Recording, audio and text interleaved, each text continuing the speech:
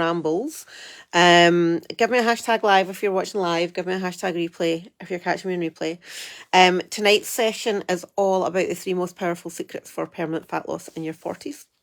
And as we're going through these secrets, I'll obviously explain a little bit more about why they're powerful and why they're not the magic. Everybody wants a magic bullet. Everybody wants a magic wand. Everybody wants the £50 meal plan that's going to change their lives, and that's not going to be it. But these 3 things that I'm going to take you through tonight are going to be so powerful that when you get your head around them and start implementing them, then, you know, years of struggling for fat loss can be quite easy, And that is frequently one of the things that we actually hear from our clients when they start working with us is, oh, I did not realise it was as easy as this. Which is really good. It's really positive, isn't it? I'm really not confident that my account is ever going to be back up and running. I think the best thing I can hope for now is it's our identity. And such a huge part of everything that we do in our life, not just fat loss, huge part. So this is when we start adjusting how we think, how we talk, what we think, and what we say, that starts a process. That starts the process of change. And that isn't just something that you do in 5 minutes and then it's done. You're like, yep, I've checked the mindset box. Mindset is something that needs to be worked on every single day. And that's not just in relation to fat loss, but in business and career and relationships. And we need to do things every single day. And it's a slow and it's a steady process. And often people will struggle with this. But it's habitual. Once we get into the habit of doing things a certain way, thinking a certain way, it becomes the norm. And that's how powerful that is. So it's practice. It's a changing these neural pathways in our brain. But basically, mindset is going to be the thing that changes confidence, body confidence. It's not the number in the scales. It's not the view in the mirror. It's the inner work that changes the confidence. It's the inner work that's going to determine what the goals are. And goals, like I speak to women every single day and I'll say, okay, what's the goal? I want to be a size 10. Why? Why is that so important? Why a size 10? Is it because you want to feel sexy and young and attractive and not feel frumpy anymore? Is it you want your sex life back? Do you want to feel validated? And it's not bad. A lot of people do feel their identity goes when they start gaining weight in their 40s. And that's absolutely fine. That's human nature. We can feel that way and we should embrace feeling that way, but we don't have to accept that as the norm. But anyway, so confidence, I'll just wait till I'm back in the zone, right? That's no way. That's going to ultimately, the weight's going to keep going up and up and up and up. So the way to balance that all or nothing mindset, and that goes back to secret number 1. But instead of this real strictness of under eating and just eating chicken, rice and broccoli or salads for every meal and, I'm just going to have a Miller Lite and some fruit, we want to look at being more in a moderate calorie deficit across a longer period of time. And that's what's going to have better results. And what I mean by a moderate calorie deficit is between 10 and 20% of what maintenance calories are. Now, everybody's number is different. Maintenance calories are based on age, height, weight, activity level. So everybody's is different. So once we know our maintenance calories, in order to create a deficit, we just want to take 10% off that number and start there. Because if we want to make it as easy as possible for ourselves.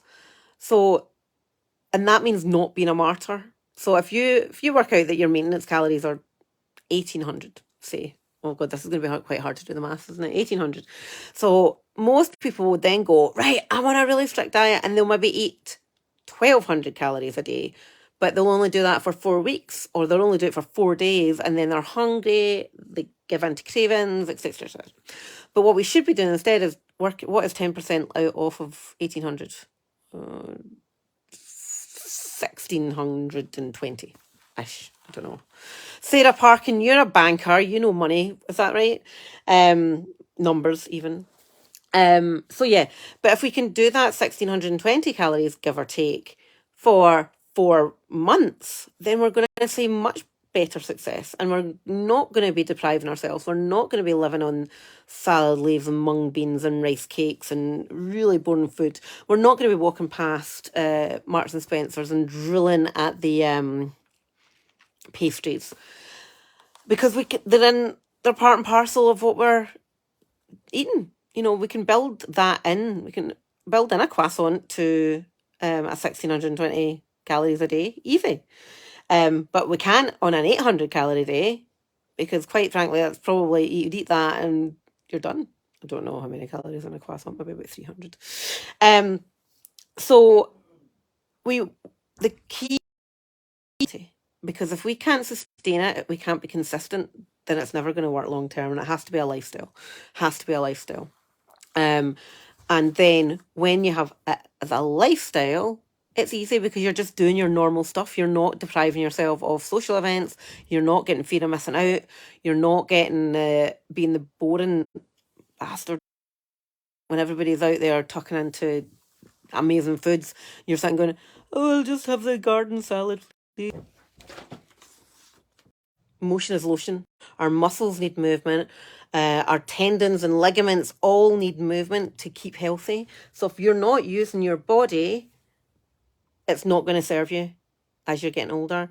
And if you're in your 40s, you might start noticing aches, creaks, pains. I know I certainly am. I've got a sofa from Loaf. And I don't know if anybody's got a low sofa, but they're ridiculously low. So every time I get up, I'm like, "Huh." And I am somebody, I work out 4 times a week, minimum, weights. I do some cardio. I don't like the cardio. But anyway, but exercise is to benefit you living longer and healthier, and being with the people that you love longer and healthier and happier and fitter, and being able to, I don't know about you, but I've got a kid, and I would quite like to be an active granny. If he ever decides to have children, he better. And I would quite like to live longer and be more active as I'm aging. What is it they say? 50's the new 40. Like, as we're getting older, it's actually, we're not going to age in the same way as our parents. But physically, our bodies are still going through the aging process. So it's important that we do as much as we can to give ourselves the best chance of success. And that's why exercise is important. And that's why, more importantly, load-bearing exercise is important. So resistance training with weights. And for some, it's much more common now. But even as little as 5 years ago, weight training used to terrify most women. Like, absolutely, I don't want to do it, I'm going to get bulky. No, you won't. You're not going to get bulky. Unless you suddenly like start changing your nutrition and working out like a bodybuilder, but you're not going to get bulky. We don't have enough testosterone in our body to actually physically get that bulky. So anyway, that's why exercise is important, not for fat loss. So please, please, please don't spend £50 a week on a personal trainer with the expectation that that's all you need to fat loss. That's not. Okay, does that all make sense? I'm sorry for the big delay in the middle, but did they make sense? Does it help change your thinking on, what you could do differently? Give me a wee aye or nay. Oh yeah. Sorry, my cat's sleeping in the bed. My cats aren't allowed really in the bedroom. But he looks so cute, so I'm not going to chuck him out. And I'm not going to show you because my covers are all messy. Right, okay, so I hope that has helped. I hope that can start a journey of changing, the thought process about what you can do and how you should be doing it. And the other thing, this isn't a secret, but start thinking about, your reasons why you want to lose weight. And it's like, I speak to a lot of people and they're like, I don't really know, I just do. Like, well, why? Is it societal expectations? Is it something that you truly, truly, truly want? And it's like, I'm not here to tell people they should lose weight. That's absolutely not. I want everybody to feel body positive, regardless of what size or shape they happen to be. I am here for the people that actually don't want to accept what they've got and they do want to change, and get that body confidence in the process. And that's huge, hugely important. Anyway, right, I'm going. Have an amazing evening. Just a few things that are coming. It's really exciting. Oh, so we have our 28-day challenge is in the pipeline. So I did a lot of work while that was away, and now I can't find the document. So it is there in my hard drive somewhere. So that is going to be coming. I'm hoping to get that live in August. So 28-day challenge. It's going to be called something a bit sexier than that. I'm building a membership group that will be coming soon, and I'm building out a 10-week course, which is going to be the best bits of our one-to-one coaching, but combined into a course. So it will be a group coaching, and it's going to be brilliant. And I have got no qualms about the confidence I have in that. It's going to be brilliant. So thank you, ladies. Have a pleasant evening. I will speak to you all over the next couple of days. Night night.